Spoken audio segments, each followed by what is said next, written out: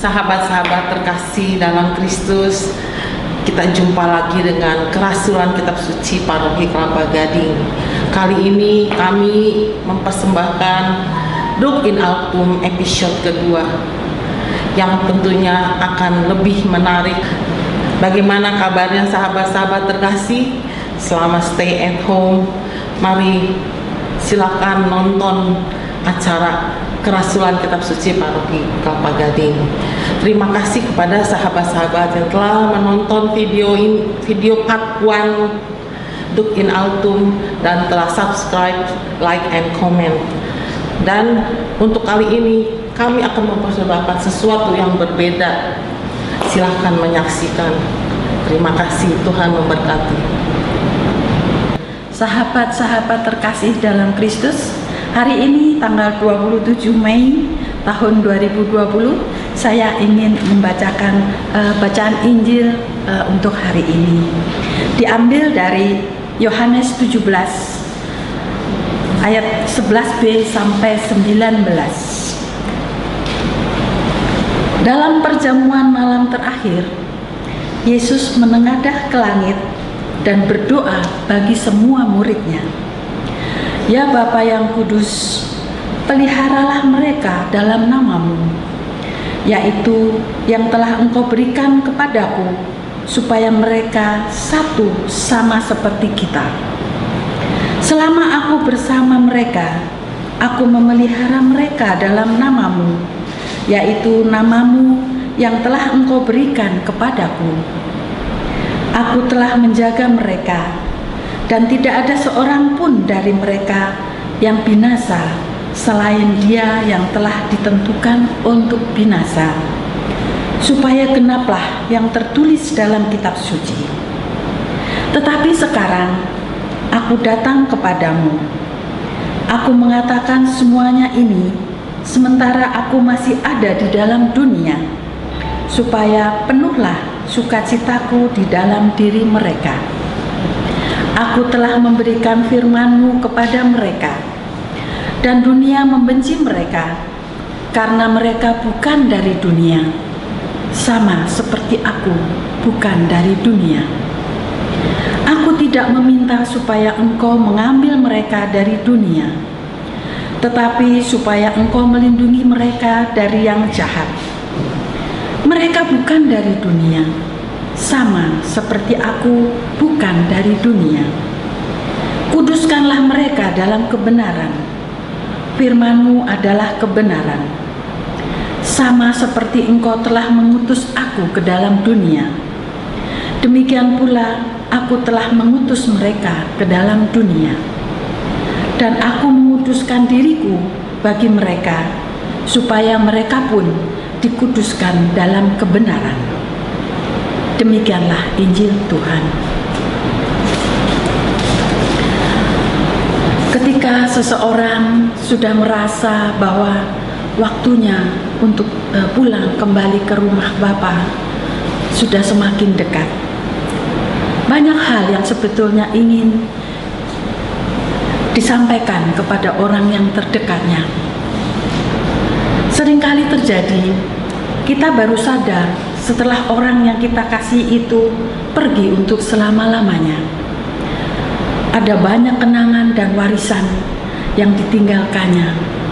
Dalam masa COVID seperti ini, semakin sedih rasanya ketika kita tidak bisa mengantar kepulangan saudara atau orang yang kita kasihi itu dengan upacara keagamaan seperti seharusnya. Bacaan Injil Yohanes dalam minggu ini mengutarakan bagaimana perasaan Yesus ketika ia menyadari bahwa waktunya sudah dekat. Ia harus melaksanakan perintah Bapanya, karena untuk itulah ia diutus turun ke dunia.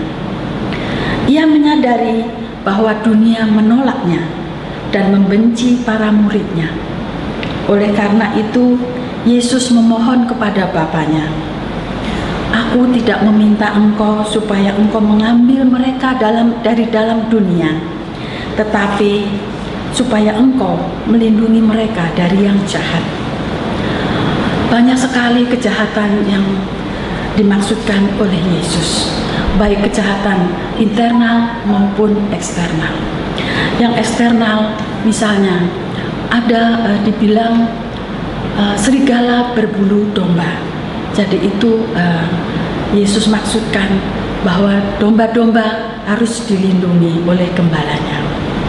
Tetapi yang terjadi adalah justru gembala memangsa dombanya sendiri. Yang kedua, kejahatan yang berasal dari internal, dari dalam diri kita sendiri, yaitu yang berasal dari 7 akar dosa, di mana ada kesombongan, ada ketamakan, kemarahan, iri hati, hawa nafsu, kerakusan, dan kemalasan. Inilah sebetulnya kejahatan yang ada di dalam diri kita sendiri. Oleh karena itu, Yesus meminta kepada Bapa supaya kita umat manusia terbebas dari kejahatan internal maupun eksternal. Saat ini kita banyak berdoa novena untuk turunnya Roh Kudus, agar Roh Kudus membimbing kita, menolong kita, agar di dalam masa-masa COVID ini kita terbebas dari kejahatan-kejahatan itu. Demikian renungan saya hari ini. Terima kasih. Salam dari KKS Paroki Kelapa Gading. Haris dan Ros adalah pasangan suami istri yang telah menikah 8 tahun yang lalu, tetapi mereka belum dikaruniai anak. Haris berusaha bagaimana mendapatkan anak. Dia berusaha berselingkuh dengan temannya. Mari kita saksikan kisah selanjutnya keluarga Haris dan Ros ini.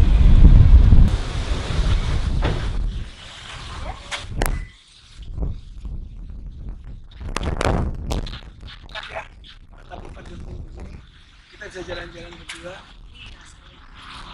Ada? Aku pengen mau nasi goreng tuh. Begini ya. Oke, say. Aduh. Di masa sekarang ini, semua orang dianjurkan untuk stay at home. Hal ini membuat Haris menjadi stres selalu di rumah. Ia berusaha untuk mencari teman melalui sosial media. Dia berjumpa dengan TTM-nya, dengan Desi.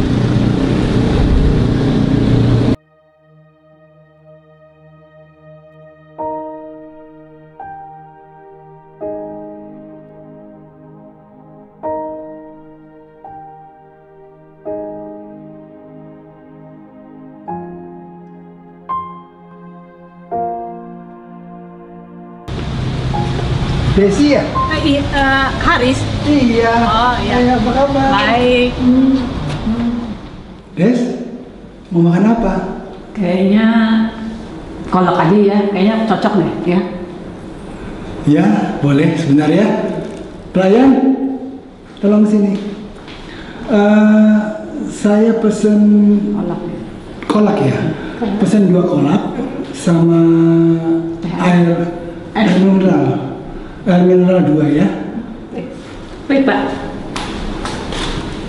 Des, kamu cantik ya. Masa? Istri aku nggak secantik kamu. Ah, kamu udah punya istri? Sudah, kamu? Oh, aku masih single. Tapi istriku sudah 8 tahun nggak punya anak. Terus ngapain?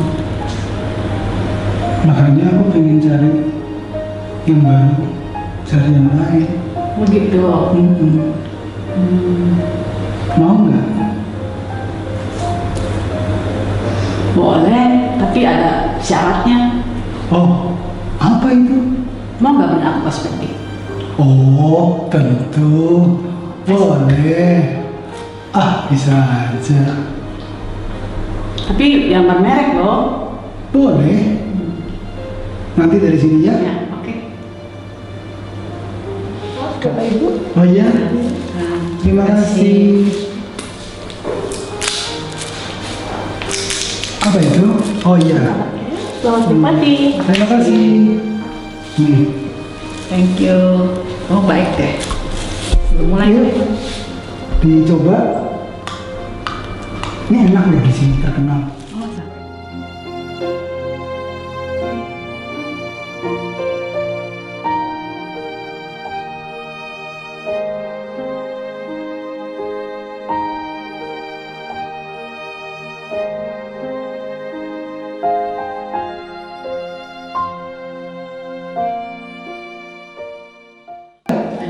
Yuk, kita jalan. Mau beli kosmetik apa kamu? Es gitu. Yuk.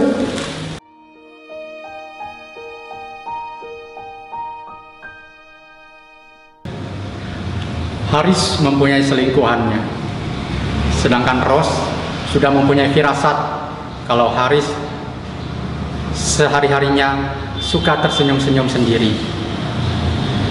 Setiap pulang dari kantor, ada wangian-wangian parfum yang tidak biasanya.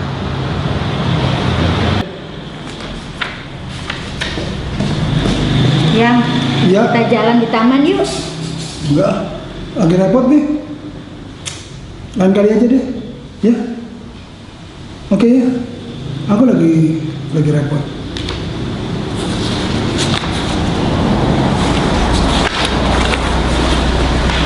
Ya, aku curiga nih. Jangan-jangan suamiku punya TTM.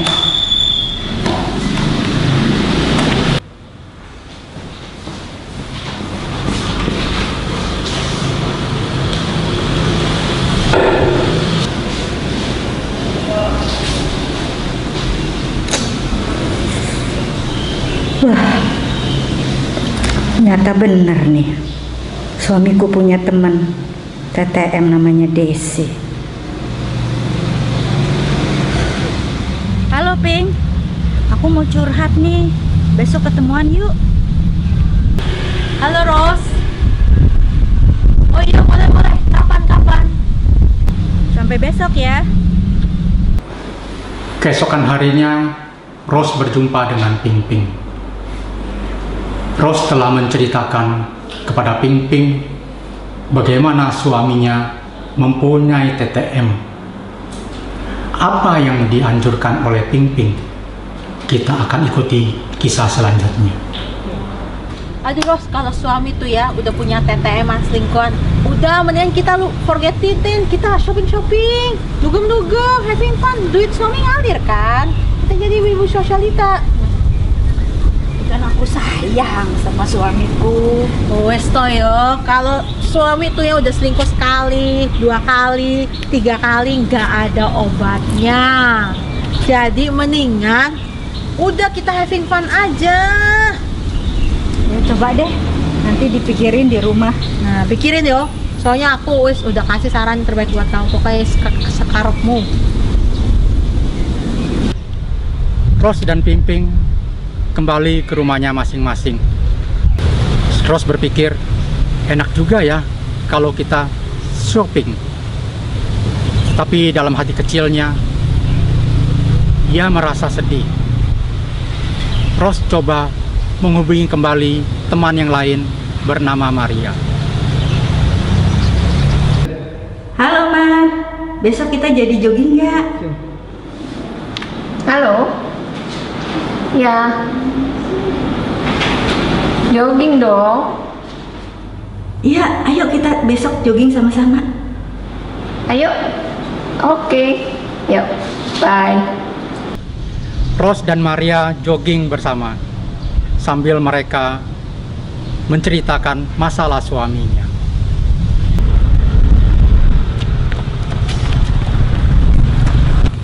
Ros, dengan masalah yang kamu hadapi, hanya satu yang bisa menolongmu, Tuhan Yesus. Berdoalah, Tuhan akan memberi jawaban, karena doa bisa mengubah segalanya. Emang doa bisa merubah suami saya putus dari TTM-nya? Doanya gimana sih? Ceritakan semua masalahmu pada Tuhan. Serahkan semuanya. Tuhan pasti memberi jalan terbaik buat kamu. Yang penting kamu percaya, dengan iman pasti jawaban Tuhan akan indah pada waktunya. Oke deh Mar, sampai di rumah aku langsung doa. Nah, itu baru Ros yang aku kenal. Tuhan besertamu. Ros memilih mengikuti anjuran Maria untuk selalu berdoa pagi, siang, dan malam.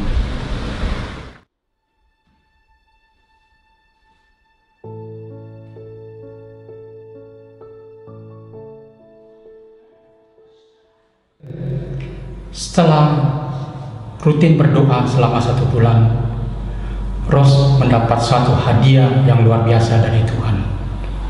Apa itu hadiahnya? Kita ikuti selanjutnya. Sayang, aku hamil loh.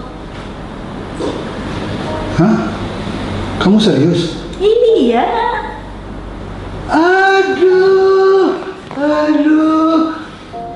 Wah, saya harus panggil kamu Mami dong sekarang. Iya dong. Dijaga ya. Jalan papi. Aduh, senang sekali. Ya, halo Riz. Ya. Oh, jadi kita putus nih. Gitu. Halo Mar, aku mau kasih tahu nih, aku hamil. Halo Ros. Ya, puji Tuhan. Aku ikut seneng dengarnya. Jaga baik-baik ya. Jangan capek-capek. Oke. Ya, bye. Ternyata benar loh, doa bisa mengubah segala sesuatu. Terima kasih ya Mar ya. Jangan mengikuti kata-kata teman yang tidak baik, tapi dengarlah nasihat dari teman yang baik, yang mengikuti ajaran Tuhan, yang rajin berdoa. Dengan berdoa yang benar, dapat mengubah segala sesuatunya. Tuhan kita sungguh luar biasa. Salam kasih saudara-saudaraku.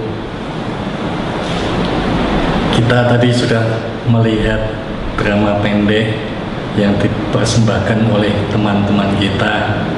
Tentu saudara-saudara sudah dapat mengambil kesimpulan apa sih yang bisa diambil dari cerita itu. Sebuah kuasa doa. Sehubungan dengan renungan yang kita dengarkan tadi juga berkenaan dengan kuasa doa. Yesus berdoa kepada Bapaknya supaya tidak mengambil murid-muridnya dari dunia, melainkan melindungi dari yang jahat.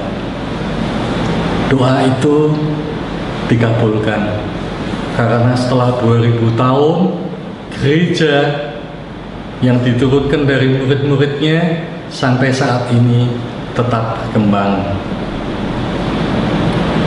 Dalam cerita keluarga Haris yang setelah 8 tahun tidak mempunyai anak, berkat doa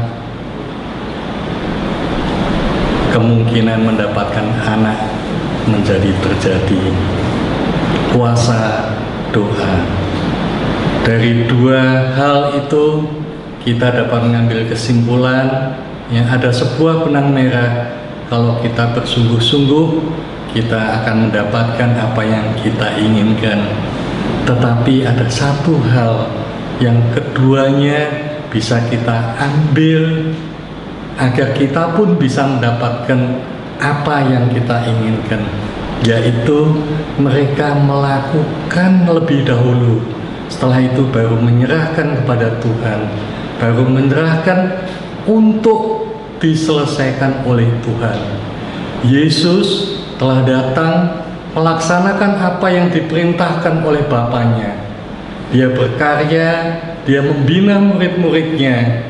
Kemudian setelah itu dia berdoa pada Bapaknya agar Bapaknya mau memelihara, mau menjauhkan dari yang jahat.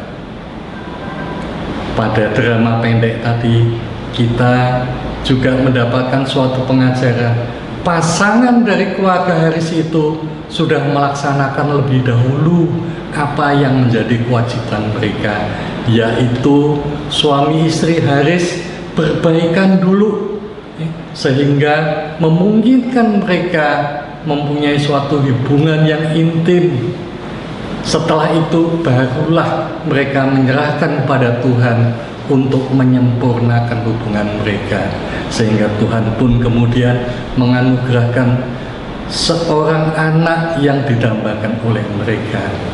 Demikianlah Bapak Ibu, apabila kita menginginkan doa kita terkabul, hendaknya kita berusaha dengan apa yang kita inginkan. Selanjutnya serahkanlah pada Tuhan untuk menyempurnakannya.